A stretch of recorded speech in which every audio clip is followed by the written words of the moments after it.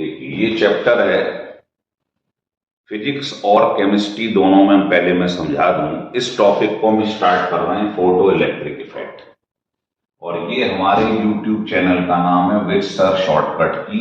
इसके अंदर आपको बहुत सारी वीडियोस मिलेंगी 11th 12th जेई और नीट के लिए। तो पहले इसके बारे में मैं थोड़ा समझा दूं, इस टॉपिक के बारे में। अगर आप इसको केमिस्ट्री में देखें तो एटॉमिक स्ट्रक्चर 11th क्लास का सेकंड चैप्टर, उसके अंदर ये टॉपिक है। और फिजिक्स में मॉडर्न फिजिक्स 12th क्लास में जब आप मॉडर्न फिजिक्स पढ़ेंगे, बिल्कुल कोर्स खत्म होने वाला होगा लास्ट में, तो उसमें फोटो इलेक्ट्रिक इफेक्ट चैप्टर है। अंदाज लगाइए ये वहां चैप्टर है, केमिस्ट्री में इसका टॉपिक है और फिजिक्स में ये चैप्टर है। तो सोचिए जिसका चैप्टर बनता हो वो कितनी कीमती चीज होगी। तो इसको आप हल्के में ना लें, इसके ऊपर बहुत सारे न्यूमेरिकल बनेंगे जो जेई में, नीट में, है ना। तो ये किसी भी दृष्टि से ले लो, 11th 12th जेई हो, नीट हो, केमिस्ट्री हो, फिजिक्स हो, कोई टॉपिक ऐसा नहीं मिलता है जो हर चीज में मिले आप। तो इतना कीमती टॉपिक है, तो इसको लिखिए, पूरा समझेंगे, इसके न्यूमेरिकल समझेंगे। तो बड़ा स्पेशल वीडियो है ये। अगर आपको ये वीडियो अच्छा लगे तो इसको सब्सक्राइब और लाइक जरूर करिएगा, है ना। बड़ी मेहनत से ये बनाया जा रहा है। लिखिए, तो पहले फोटो इलेक्ट्रिक इफेक्ट पहले मैं समझा दूं, फिर लिखवाएंगे।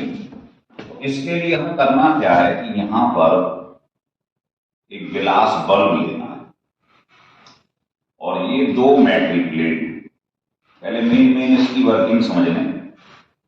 और इसके अंदर वैक्यूम क्रिएट किया गया है। क्यों करा गया है अभी समझाता हूं। यहां से मैंने क्या करा,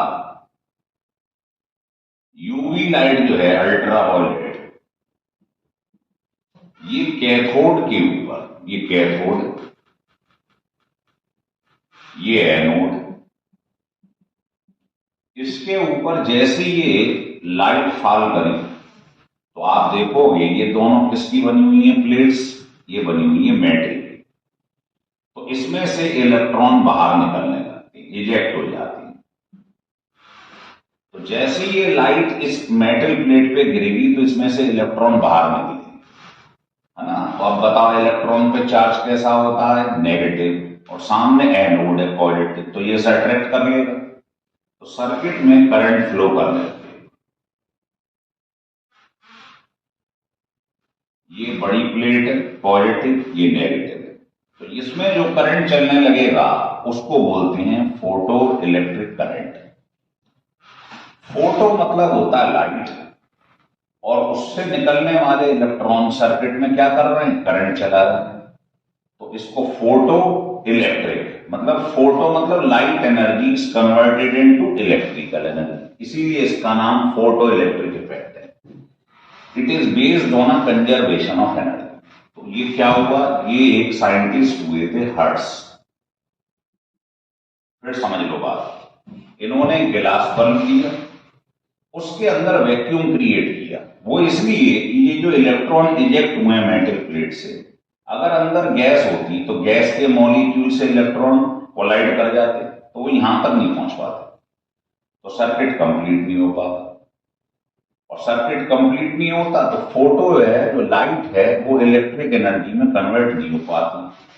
तो इसलिए ऐसा किया गया कि इसके अंदर वैक्यूम क्रिएट किया गया, जिससे इलेक्ट्रॉन गैस के मॉलिक्यूल से टकराकर अपनी एनर्जी बीच में ही खत्म ना कर दें, ये अपना पाथ इजीली कवर कर लें, यहां तक पहुंच जाएं, इसलिए गैस के इसके अंदर जो है वैक्यूम क्रिएट किया गया है।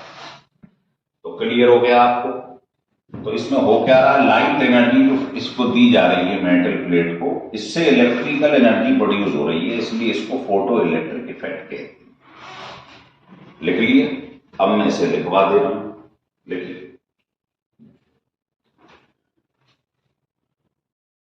देखिए, अब ये लिख लिया हम, है ना। इसमें ये आपको बता दिया है कि this effect was discovered by Hertz. ये बता दिया आपको कि इसकी डिस्कवरी किसने करी है, हर्ट्स ने। ही टुक 2 मेटल प्लेट्स इन अ इवैक्यूएटेड ग्लास बल्ब। तो इसके अंदर हमने क्या करा, गिलास बल्ब के अंदर वैक्यूम क्रिएट कर दिया है, बताया था अभी। When ultraviolet rays are allowed to fall on the cathode, जैसे ही इस कैथोड के ऊपर अल्ट्रावायलेट रेस पड़ी तो क्या हुआ, इसमें से इलेक्ट्रॉन इजेक्ट होने लगे, बाहर निकलने लगे। ये जो इलेक्ट्रॉन बाहर निकल रहे हैं इनको हमने फोटो इलेक्ट्रॉन कह दिया है। और ये इलेक्ट्रॉन एनोड से क्या हो गए, अट्रैक्ट हो गए, तो सर्किट में करंट फ्लो करने लगा, है ना। These electron are attracted by the anode and the current flows, इसको क्या बोलते हैं, करंट को फोटो इलेक्ट्रिक करंट। और ये जो है आपके पास पूरा जो सिस्टम है ये कंजर्वेशन ऑफ एनर्जी पर बेस्ड है। इसमें लाइट एनर्जी जो पड़ रही है वो किसमें कन्वर्ट हो रही है, इलेक्ट्रिकल एनर्जी।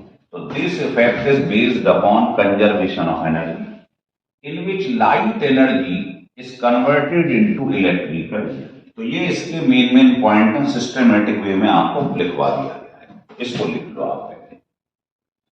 पहले समझो उसके बाद लिखो, ये नहीं पहले लिखना स्टार्ट कर दिया। हो गया क्लियर। अब आपको इसके लॉस बताता हूं मैं, तो हेडिंग डाल दीजिएगा लॉस। ये साइंटिस्ट हुए हैं लेनार्ड एंड मिलीकन, इन्होंने इसके कुछ लॉस दिए, वो लिखिए। पहला लॉस पहले समझेंगे। देखो ये ऊपर से जो लाइट इस पर पड़ रही है कैथोड पर, ये कंडीशन है कि जो इसकी फ्रीक्वेंसी है न्यू, ये ग्रेटर देन और इक्वल टू न्यू नॉट, ये कंडीशन है साहब। अगर इससे कम लाइट पड़ गई, ये क्या है, जो लाइट फॉल हो रही है, और ये कहलाती है थ्रेशोल्ड फ्रीक्वेंसी या कट ऑफ फ्रीक्वेंसी। तो पहली कंडीशन यही है कि जो लाइट ऊपर से गिर रही है यहां पर, है ना, उसकी frequency must be greater than और इक्वल टू न्यू नॉट। तो यहां लिख लो, द लाइट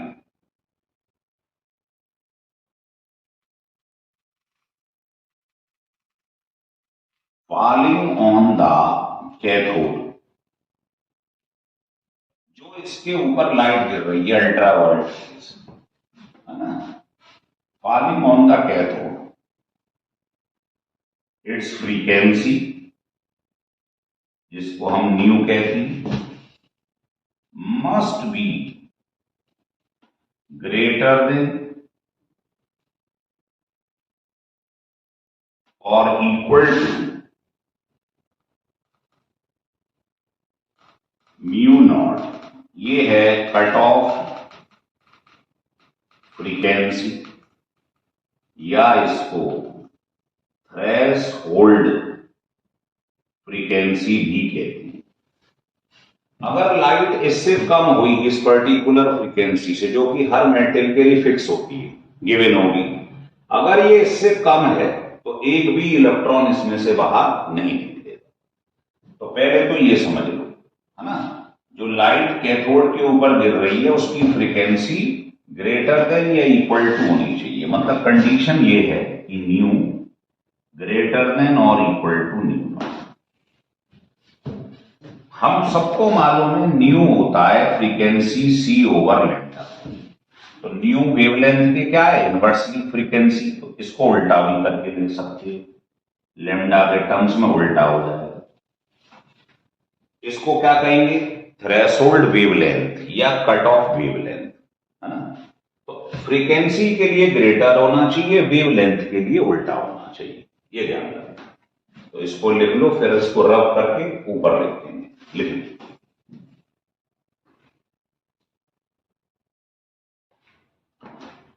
तो क्लियर हो गया। तो इसमें ये है कि मान लीजिए, क्योंकि ये वैल्यू तो गिवन होती है पेपर में, सोडियम के लिए जो कट ऑफ वेवलेंथ है वो कितनी होगी,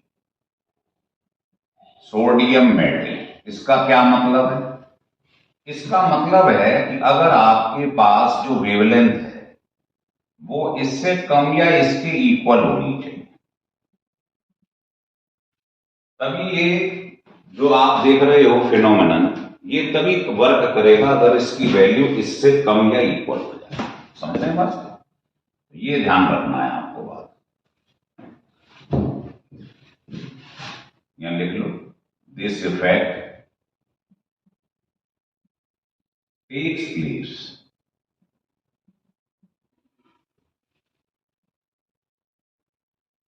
कब, अगर ये वैल्यू इससे लेस या इक्वल। क्लियर हो गई बात। दूसरी बात, इसका जो दूसरा लॉ था उसने ये बताया कि ये जो इलेक्ट्रॉन कैथोड पर गिर रहे हैं और इसमें से निकल रहे हैं इलेक्ट्रॉन, तो the number of electron ejected from cathode plate, तो जो इलेक्ट्रॉन इसमें से निकल रहे हैं वो डायरेक्टली प्रोपोर्शनल होती intensity of light. Intensity of light कौन सी, जो इसके ऊपर गिर रही है उसकी इंटेंसिटी पे डिपेंड करती है निकलने वाले इलेक्ट्रॉन। जैसे 2 निकल रहे हैं फिर 4 निकले, तो जितनी इंटेंसिटी बढ़ाते जाओगे उतने इलेक्ट्रॉन ज्यादा निकले। इंटेंसिटी को हम ब्राइटनेस भी कहते हैं। मतलब जितनी वाटेज बढ़ाओगे या ब्राइटनेस बढ़ा दोगे, आप समझ लो उतने ज्यादा उसके अंदर निकलने वाले इलेक्ट्रॉन। क्यों? क्योंकि करंट का इंटेंसिटी से डायरेक्टली प्रोपोर्शनल रिलेशन होता है। करंट जानते हैं ना आप क्या होता है, Q बाई टी या N बाई टी। तो करंट इंटेंसिटी के डायरेक्टली और करंट नंबर ऑफ इलेक्ट्रॉन्स के डायरेक्टली। इसका मतलब इंटेंसिटी करंट के डायरेक्टली है और करंट नंबर ऑफ इलेक्ट्रॉन्स के डायरेक्टली। तो अगर आप इंटेंसिटी लाइट की इंक्रीज करते जाओगे तो निकलने वाले इलेक्ट्रॉन्स का नंबर भी बढ़ता चला जाएगा। ये फार्मूला बता रहा है। तो ये था दूसरा लॉ। तीसरा ये बताता है कि ये जो लाइट गिरी और इलेक्ट्रॉन निकले, तो इनकी जो काइनेटिक एनर्जी है मैक्सिमम, वो किस पे डिपेंड करती है? तो आप सब जानते हो काइनेटिक एनर्जी फ्रीक्वेंसी के डायरेक्टली होती है। तो लिखें तीसरा law, the maximum kinetic energy of the ejected electron is directly proportional to frequency of light। कौन सी लाइट? जो इसके ऊपर गिर रही है। जितनी ज्यादा फ्रीक्वेंसी होगी, क्योंकि आप सबने पढ़ा है काइनेटिक एनर्जी, पढ़ा है ना आपने, फोटोन की h न्यू होती है ना। तो काइनेटिक एनर्जी और न्यू में क्या रिलेशन है? डायरेक्टली। तो जितनी ज्यादा फ्रीक्वेंसी होगी उतनी ज्यादा काइनेटिक एनर्जी होगी। तो ध्यान रखिए, आपको ऐसे क्वेश्चन दे देगा कि लाइट ऊपर से गिरी, उसकी इंटेंसिटी डबल कर दी, तो काइनेटिक एनर्जी क्या होगी? डिपेंड ही नहीं करती काइनेटिक एनर्जी, तो फ्रीक्वेंसी पे डिपेंड करती है। तो लिख लो, it is independent of the intensity of light. Intensity से कोई लेना देना नहीं। काइनेटिक एनर्जी फ्रीक्वेंसी पे डिपेंड करती है और नंबर ऑफ इलेक्ट्रॉन्स जो बाहर निकल रहे हैं वो इंटेंसिटी पे डिपेंड करते हैं। तो ये 2 फैक्टर बड़े इंपॉर्टेंट हैं। और 4th फैक्टर में यहां बता देता हूं कि चौथा लॉ क्या था। जैसे ही लाइट यहां गिरेगी और इसमें से इलेक्ट्रॉन निकलेंगे, इनके बीच में कोई टाइम लैग नहीं हो, तो no time is spent between the light falling on the cathode and electron ejected from the cathode। मतलब जो लाइट इस पर गिरी और मेटल प्लेट से इलेक्ट्रॉन इजेक्ट हुए, इनके बीच में कोई टाइम नहीं लगता है। ये गिरी और इलेक्ट्रॉन निकले, गिरा और इलेक्ट्रॉन निकले, तो इनके बीच में कोई टाइम स्पेंड नहीं होता है। तो चार लॉ हमने पढ़ लिए। पहला लॉ ये था कि लाइट जो इस पर गिरी है उसकी फ्रीक्वेंसी इस कट ऑफ फ्रीक्वेंसी से मिनिमम फ्रीक्वेंसी से ज्यादा होनी चाहिए। म्यू नॉट और लेमडा नॉट हर मेटल के लिए फिक्स होता है, अलग अलग मेटल के लिए अलग अलग होता है। ये पेपर में गिवन होगा, ठीक है। उसके बाद इन्होंने चार लॉ दी। पहला ये था। दूसरा, इसमें से निकलने इजेक्ट होने वाले इलेक्ट्रॉन जो हैं वो इंटेंसिटी के डायरेक्टली है, समझा दिया है। तीसरा, निकलने वाले इलेक्ट्रॉन की काइनेटिक एनर्जी जो है वो किस पे डिपेंड करती है? फ्रीक्वेंसी पे। जो लाइट ऊपर गिर रही है उसकी फ्रीक्वेंसी बढ़ाते जाएगी, काइनेटिक एनर्जी इंक्रीज होती जाएगी। और चौथा, इस पर लाइट गिरे और इसमें से इलेक्ट्रॉन निकले, इनके बीच में कोई टाइम लैग नहीं होता है। ये चार लॉ हैं जो लेनार्ड और मिलीकन ने हमें लिखे।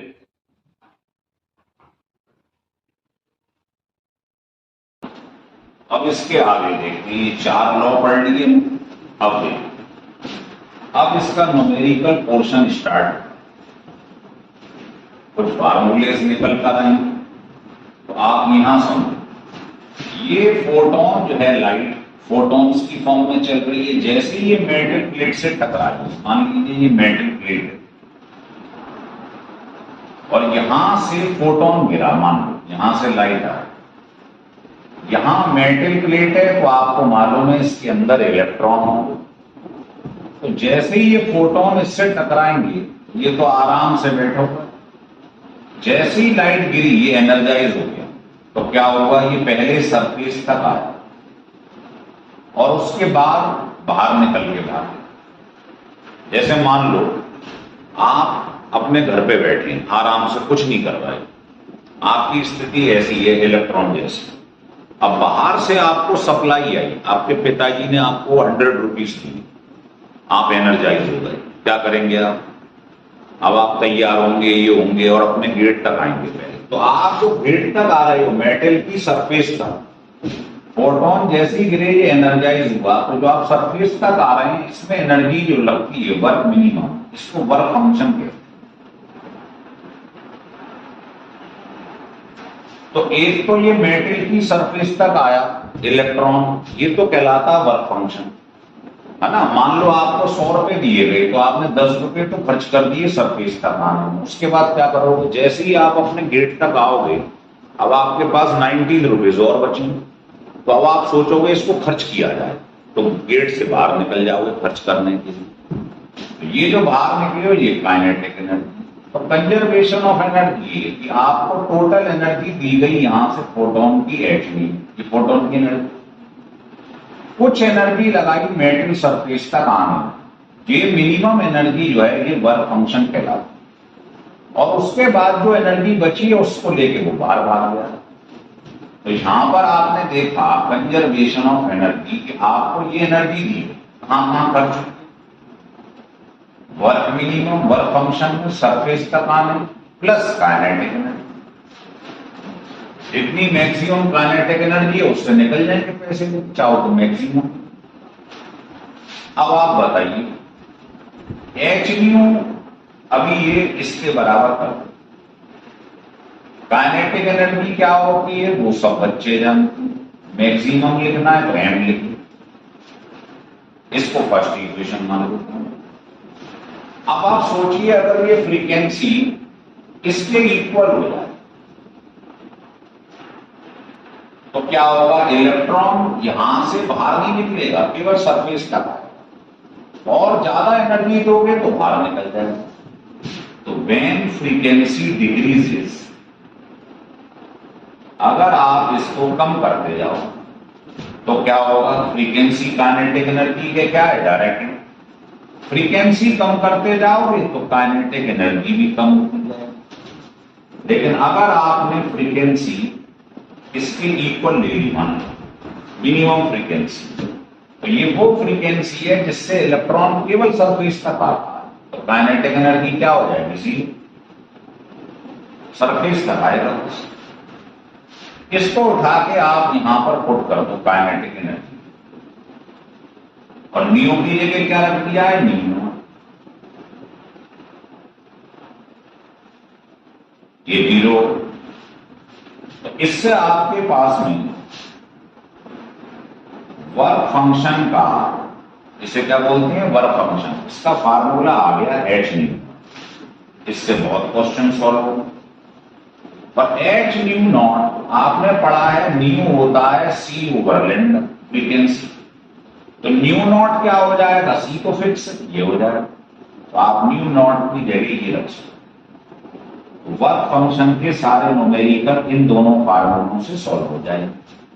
न्यू नॉट क्या है, कट ऑफ फ्रीक्वेंसी, ये क्या है, कट ऑफ वेवलेंथ या थ्रेशोल्ड वेवलेंथ।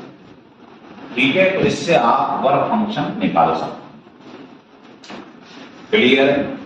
अच्छा, इस वैल्यू को जरा उठा के आप यहां पर पुट करो, यहां पुट करो इसकी वैल्यू। तो value of work function putting in equation number 1, चलो 1 इसे मान लो, इसे मान लो, एक ही बना, इसको 2 मान लो। तो ये वैल्यू उठाकर इसमें पुट कर दो, बताओ क्या आ जाए। ये इसकी वैल्यू रख दी हमने, प्लस काइनेटिक, तो यहां से काइनेटिक एनर्जी का फार्मूला आ जाएगा, इसे उधर देना, ये फार्मूला। और चाहो तो न्यू की वैल्यू होती है सी ओवर लैम्डा, पुट कर दो, सी कॉमन ले, तो ये भी लगा सकते। इसको आइंस्टीन फोटो इलेक्ट्रिक इक्वेशन कहते हैं, तो लिख लो, this equation is called Einstein photoelectric equation. इसको आइंस्टीन फोटो इलेक्ट्रिक इक्वेशन, इससे निकलेंगे बहुत नॉर्मल। ये भी तो हमारे लिए अभी तक 2 फार्मूले इंपॉर्टेंट हैं, ये वाला एक, ये वाला, 3 हो गए, एक तीनों लिखिएगा।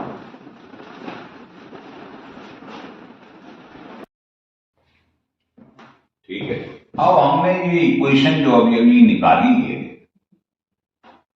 ये वाली, इससे हम ग्राफिकल स्टडी देखेंगे। देखिए, ये हमने ग्राफ प्लॉट कर दिया काइनेटिक एनर्जी और फ्रीक्वेंसी के बीच में। तो अगर मैं इसकी स्ट्रेट लाइन से कंपेयरिंग करवा दूं, मान लो स्ट्रेट लाइन, तो वाई एक्सिस पे काइनेटिक एनर्जी लिखा, एक्स एक्सिस पे फ्रीक्वेंसी लिखा है, तो बताइए स्लोप की जगह क्या लिखा है, प्लैंक कांस्टेंट, और सी जो वाई इंटरसेप्ट है उसकी जगह क्या लिखा है। तो यहां पर हमको मालूम पड़ गया कि वाई एक्सिस, पहले इसको लिख लें, यहां है kinetic energy Y axis, X axis पे क्या है, ये है फ्रीक्वेंसी, स्लोप की जगह क्या लिखा है, ये है प्लैंक कांस्टेंट, और सी जिसे आप वाई इंटरसेप्ट कहते हैं, इसकी जगह लिखा है माइनस इतना, वर्क फंक्शन। ये समझ,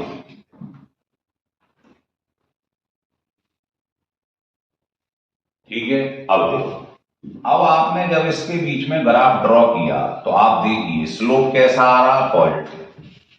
पॉजिटिव स्लोप का क्या मतलब होता है, आप जानती हैं कि जो लाइन है वो 90 डिग्री से कम है ना, तो 90 डिग्री से कम आ रहा है, इस तरीके से यहां बना देता हूं ऐसे, क्योंकि एंगल हम पॉजिटिव एक्स एक्सिस से देखते हैं, तो ये एंगल जो है स्लोप जिसे आप कहते हैं tan थीटा, ये किसके बराबर है, प्लैंक कांस्टेंट। अगर आप tan थीटा निकाल लें यहां से तो आपको स्लोप मालूम पड़ जाएगा, मतलब प्लैंक कांस्टेंट। और वाई एक्सिस पे क्या है, काइनेटिक एनर्जी क्या है, फ्रीक्वेंसी। तो ये मिनिमम जो फ्रीक्वेंसी यहां से यहां तक दिखाई दे रही है लाइन जो कट कर रही है, इसको हम कहते हैं थ्रेशोल्ड फ्रीक्वेंसी।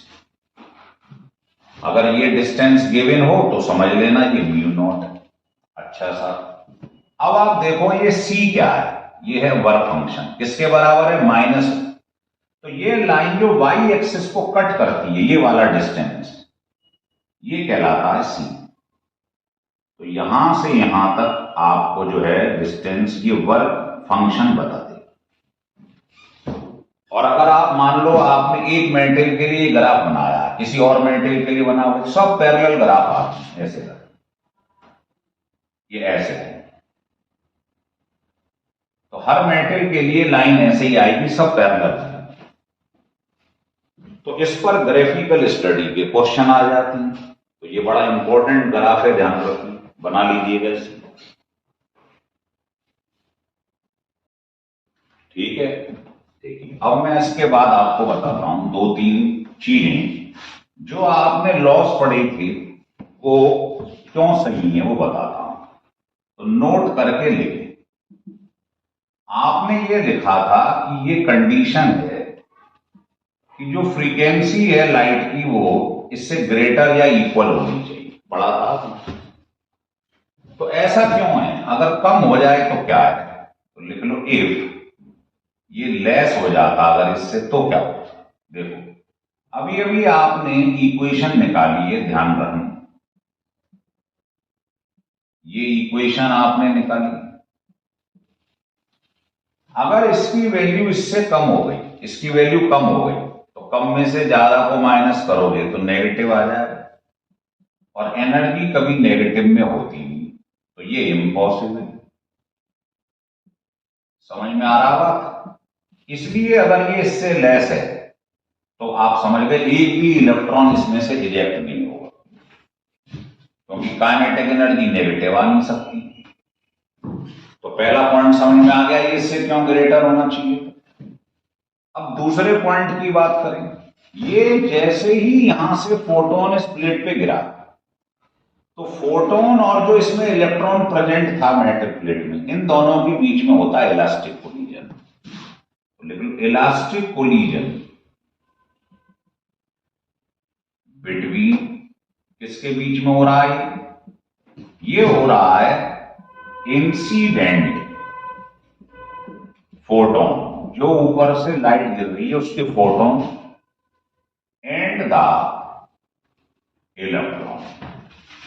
जो मेटल प्लेट में इलेक्ट्रॉन है, ऊपर से जो फोटोन गिरा है, इन दोनों के बीच में क्या होता है, इलास्टिक कोलिजन। इलास्टिक कोलिजन का मतलब होता है no loss of kinetic energy, है ना। इसलिए ऐसा हुआ है कि जैसी फोटोन इस पे गिरा उसमें से इलेक्ट्रॉन निकलने लगा, इनके बीच में कोई टाइम लैग नहीं है। क्यों, क्योंकि काइनेटिक एनर्जी का कोई लॉस ही नहीं हो रहा है, ये गिरा उसी स्पीड से निकलने लगा। तीसरा बात ये है कि जो ऊपर से लाइट गिरी उसकी इंटेंसिटी, अगर इंटेंसिटी बढ़ाओगे आप तो नंबर ऑफ फोटॉन्स बढ़ेंगे, है ना। If intensity of light increases, अगर ये आपने इसकी इंटेंसिटी बढ़ाई तो क्या होगा, नंबर ऑफ फोटॉन्स, ये डायरेक्टली प्रोपोर्शनल होती है इंटेंसिटी के, ये भी बढ़ने लगेंगे। और नंबर ऑफ फोटॉन्स अगर बढ़ेंगे तो आपको पहले ही बता दिया है ना, फोटॉन्स जब टकराती है मेटल सरफेस से तो बाहर क्या निकलती है, electron. That is number of electrons ejected also increases, ये भी बढ़ने लगेंगे, क्योंकि अभी आपने पढ़ा था ये। और करंट इंटेंसिटी के डायरेक्टली प्रोपोर्शनल होती है ना। तो इंटेंसिटी बढ़ेगी तो नंबर ऑफ इलेक्ट्रॉन्स बढ़ेंगे। तो समझ में आ गए कि उसने लॉस बनाए थे वो क्यों सही, उसका रीजन दे दिया। अब आपको नोट करके एक बात और बता दूं, वो ये है कि जो वर्क मिनिमम होता है, जिसे आप वर्क फंक्शन कहते हैं, ये लीस्ट होता है। मतलब मेटल सरफेस पे जैसे ही लाइट गिरेगी तो आप देखोगे इलेक्ट्रॉन तुरंत बाहर निकलने लगेगा, ये मेटल सरफेस। इस पे जैसी ही लाइट गिरेगी तो इलेक्ट्रॉन जल्दी से सरफेस पे आ जाएगा। मतलब इसका जो वर्क मिनिमम है वो लीस्ट है, बहुत कम एनर्जी लग रही है यहां तक आने में। तो ये लीस्ट होता है इसके लिए सीजियम मेटल। क्यों? है ना, क्योंकि इसका वर्क फंक्शन लीस्ट है। तो ये क्या करेगा, इसमें जो फोटो इलेक्ट्रिक इफेक्ट है वो क्या होगा, तुरंत पॉसिबल, इमीडिएटली पॉसिबल। तो ध्यान रखिए, सबसे बढ़िया फोटो इलेक्ट्रिक इफेक्ट जो है वो सीजियम मेटल शो करता है। कोई पूछे वाई, क्योंकि इसका वर्क फंक्शन मिनिमम है। जैसी लाइट गिरेगी थोड़ी सी एनर्जी में ही सरफेस तक आ जाएगा। जो सरफेस तक आने में एनर्जी होती है वर्क फंक्शन होता है। तो इसका वर्क फंक्शन लीस्ट है, तो इसमें बहुत कम एनर्जी लगेगी। तो सबसे अच्छा फोटो इलेक्ट्रिक इफेक्ट ये मेटल शो करता है। तो ये तो इसका हमने थ्योरी वाला पोर्शन पढ़ लिया। अब हमने जो इसमें आपको इक्वेशन निकाल कर दिखाई उन पर बेस्ड न्यूमेरिकल कैसे सॉल्व होते हैं वो कराता हूं मैं आपको, पहले से।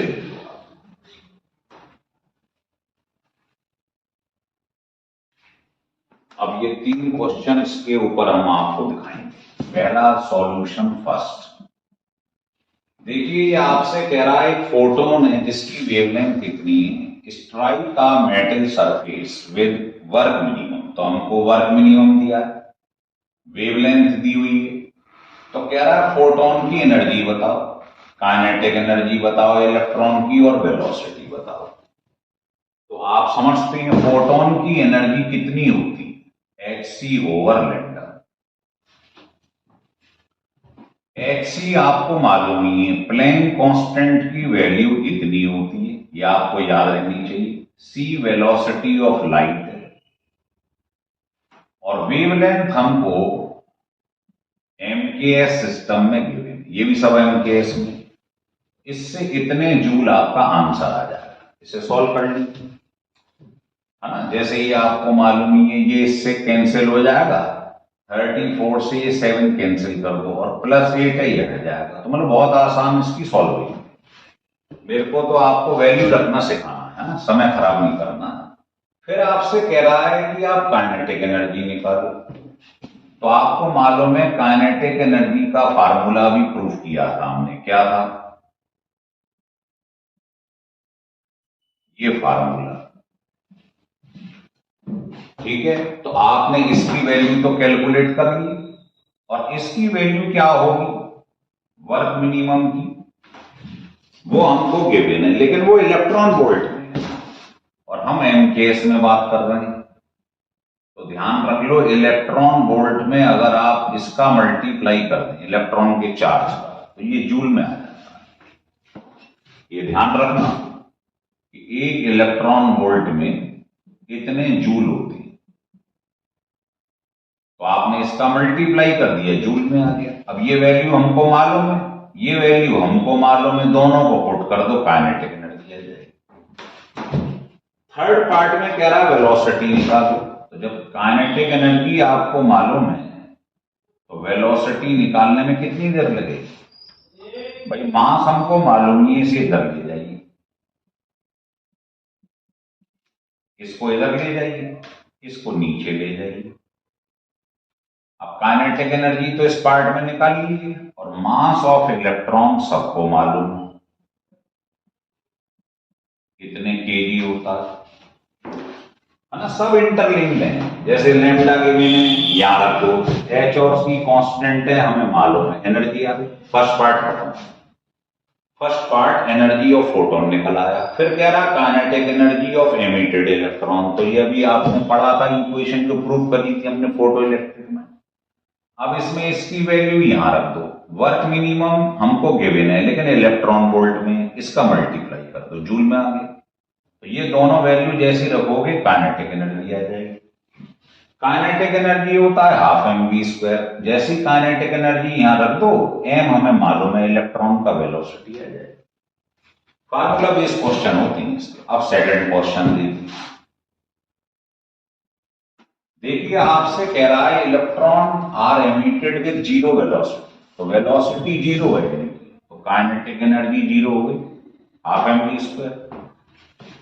अब ये कह रहा है when it is exposed to the radiation of इतना, तो उसकी थ्रेशोल्ड ये निकाली। तो जब बताओ, जब वेलोसिटी जीरो होती है तो इस लैम्डा को क्या कहते हैं? Lambda naught. तो लैम्डा नॉट मालूम है, थ्रेशोल्ड फ्रीक्वेंसी निकालनी है। तो बताइए फ्रीक्वेंसी होता है सी ओवर लैम्डा।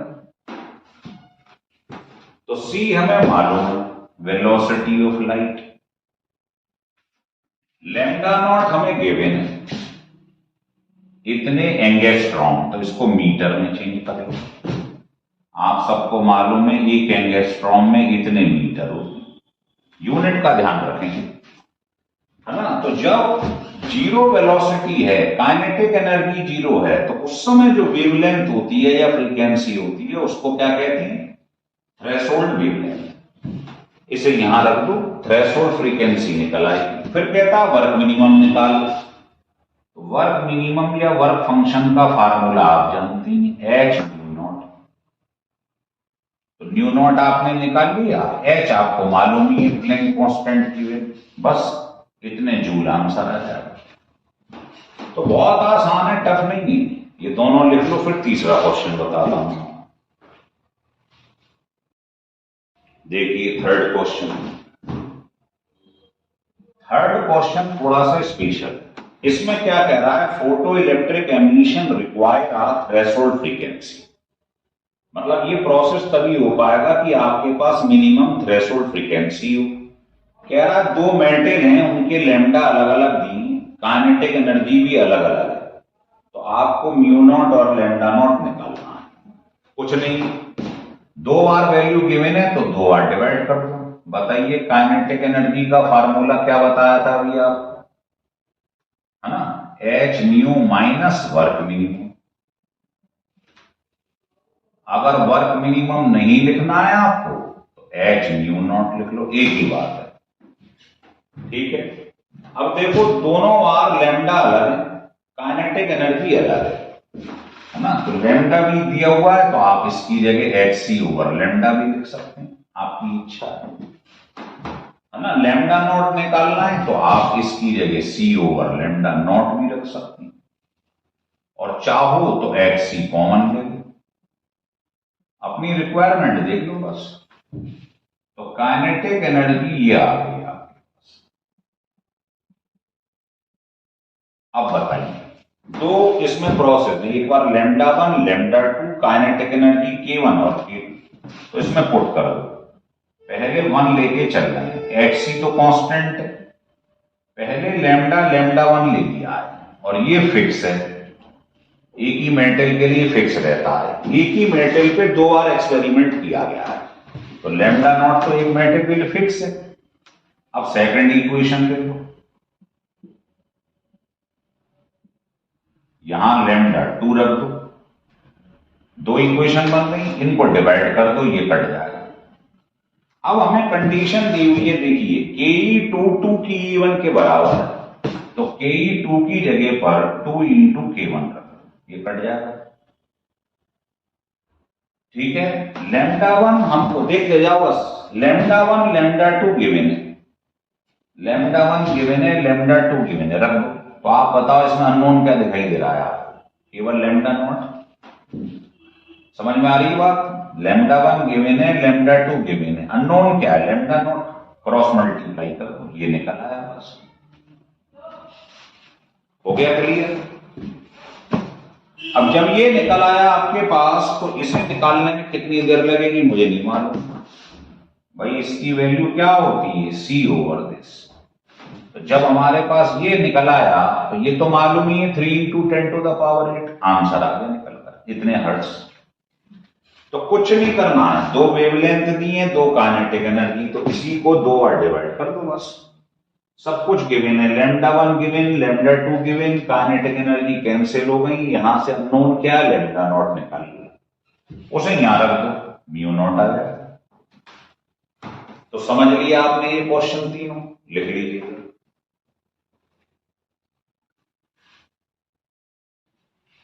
अब देखिए ये फोर्थ और फिफ्थ क्वेश्चन। फोर्थ क्वेश्चन बड़ा बढ़िया क्वेश्चन है, ढंग से देखें। देखो पहले एक चीज बता दूंगा आपको, अभी अभी ये एक्सपेरिमेंट आपको बताया गया फोटो इलेक्ट्रिक इफेक्ट। इसमें से यहां पर से यूवी रेज गिरी कैथोड प्लेट, इसमें से इलेक्ट्रॉन निकलने लगे, लेकिन यहां रखा हुआ था पॉजिटिव चार्ज, यहां नेगेटिव। अब हमने क्या करा, इसमें इसको उल्टा कर दिया। अब मान लो मैंने ऐसा कर दिया कि इसको यहां से लाइट को फेंका एनोड की तरफ, ये कैथोड, ये पॉजिटिव है, ये नेगेटिव है। तो मान लो इसमें से एक आध इलेक्ट्रॉन निकला, सामने लगा हुआ है नेगेटिव चार्ज। तो आप इतना नेगेटिव चार्ज इसके ऊपर लगाओ कि एक भी इलेक्ट्रॉन, देखो ये भी नेगेटिव है, ये भी नेगेटिव है, मान लो ये लड़ता भिड़ता यहां तक पहुंच गया, करंट चलने लगी। लेकिन अगर आपने यहां इतना नेगेटिव चार्ज लगा दिया, नेगेटिव पोटेंशियल लगा दिया कि एक भी इलेक्ट्रॉन यहां तक नहीं पहुंच पाया, तो काइनेटिक एनर्जी इनकी क्या हो गई, जीरो। तो काइनेटिक एनर्जी जो है जीरो हो गई। इसका मतलब ये काइनेटिक एनर्जी जब इसके बराबर हो जाएगी, है ना, इसको क्या कहते हैं, इसका नाम है रिटार्डिंग पोटेंशियल, है ना, या कट ऑफ पोटेंशियल, कोई भी नाम दे दो। मतलब कहने का ये है कि अगर काइनेटिक एनर्जी इसके बराबर हो गई, इतना नेगेटिव पोटेंशियल लगाओ यहां से, करंट जीरो हो जाए। करंट जीरो का मतलब इलेक्ट्रॉन यहां तक पहुंच ही नहीं पाएगा, तो इसकी वैल्यू इसके बराबर हो गई, है ना, इसे रिटार्डिंग पोटेंशियल कहते हैं। तो वही चीज यहां कह रहा है energy required to stop the ejection of electron. हम ये चाहते हैं जो इलेक्ट्रॉन इसमें से निकले वो वहीं रुक जाए, यहां तक नहीं आ पाए। तो ये तभी संभव है अगर यहां आप नेगेटिव चार्ज वो लगा दो पोटेंशियल, तो नेगेटिव नेगेटिव रिपल्शन होगा, ये चल ही नहीं पाएगा। तो कह रहा है वो जो है वो इतनी दी हुई है, तो ये आपको काइनेटिक एनर्जी उसने हमें दे दी है, या ई वी नॉट दे दिया, बात एक ही। तो काइनेटिक एनर्जी की वैल्यू हमको ये दी 0.24 इलेक्ट्रॉन वोल्ट। इलेक्ट्रॉन वोल्ट को अभी मैंने बताया था कैसे जूल में चेंज करते हैं, मल्टीप्लाई करते हैं। और मुझे ये कैलकुलेट करना है वर्क फंक्शन, और जो लाइट ऊपर से आ रही है उसकी वेवलेंथ गिवन। तो हो गया आसान क्वेश्चन। काइनेटिक एनर्जी किसके बराबर होती है ना, आपको मालूम ही है, हमें लैम्डा गिवन है, तो यहां लिख दो ये फार्मूला सिखाया गया है। काइनेटिक एनर्जी गिवन है, वेवलेंथ जो ऊपर से गिर रही है गिवन है, ये निकालना। सवाल तो समझ में आ गया, बहुत आसान। बस कलाकारी ये थी कि ये इसके बराबर क्यों है ना, क्योंकि energy required to stop the ejection of electron. तो जो एनर्जी यहां से लगाई जाती है, देखो जो इलेक्ट्रॉन यहां से निकलता है, यहां पर अगर सामने इतना नेगेटिव पोटेंशियल लगा दो कि एक भी इलेक्ट्रॉन यहां नहीं जा पाए, तो मतलब एनर्जी जो है वो किसके बराबर है, काइनेटिक एनर्जी, है ना, ये लगा दी। अब बेकार सवाल है, बस काइनेटिक एनर्जी की जगह ये रख दो। एच तुम्हें मालूम ही, Planck constant, c velocity of light, wavelength मुझको नैनोमीटर में दी हुई है और मुझे रखनी है मीटर में। तो नैनो का मतलब होता है -9, जानते हैं आप, 1 नैनोमीटर में इतने मीटर, माइनस वर्क मिनिमम। तो इस पूरी इक्वेशन में अननोन क्या है, वर्क मिनिमम, कैलकुलेट कर लो आप। तो क्लियर हो गया, मेन चीज ये थी, ये समझ ली। अब आपको 5th क्वेश्चन दिखा रहा हूं, देखिए 5th क्वेश्चन बिल्कुल वैसा ही है जो अभी पहले किया था, जैसे लगभग वैसा ही क्वेश्चन है, देख लीजिएगा।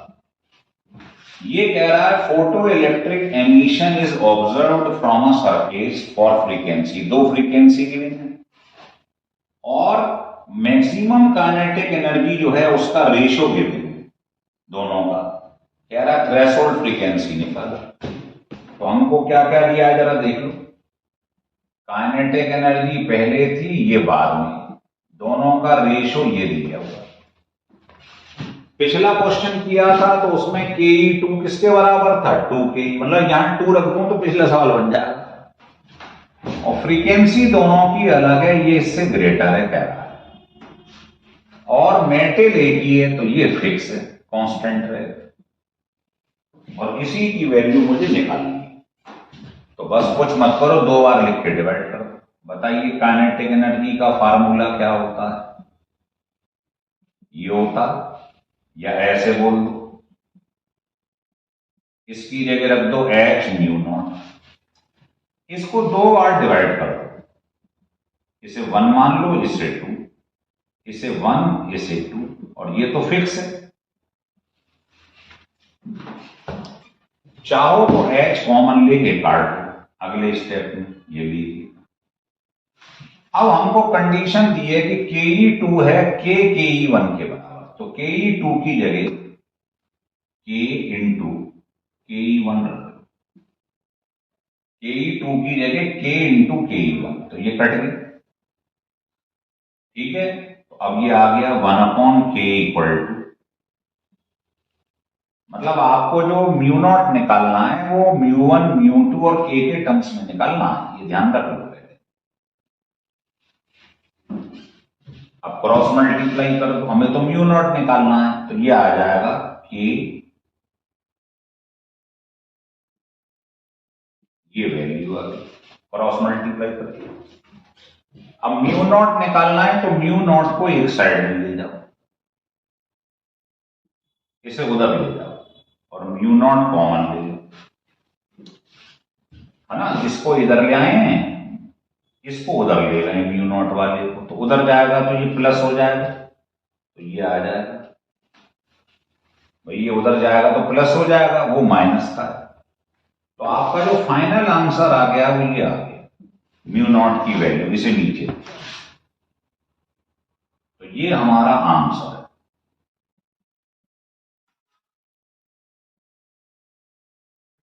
इसको नीचे ले गए बस। तो ये बिल्कुल वैसे ही है जो थोड़ी देर पहले किया था क्वेश्चन, उसी से मेल खाता है थोड़ा सा, देखिए। तो मुझे लगता है ये सारे फोटो इलेक्ट्रिक इफेक्ट के क्वेश्चन आपको बढ़िया लगे होंगे। इनको आप 2 बार स्टिल करके क्वेश्चनों को करके देखें, और फार्मूलों को एक जगह पे लिख लें, ठीक है ना। तो अगर आप इस वीडियो को ढंग से पढ़ें स्टिल करके पूरा, तो आपको इसकी थ्योरी, ग्राफ, न्यूमेरिकल, फार्मूला, पूरा इसका पैकेज दिया गया है। अच्छा लगे आपको तो इसे सब्सक्राइब और लाइक जरूर करें।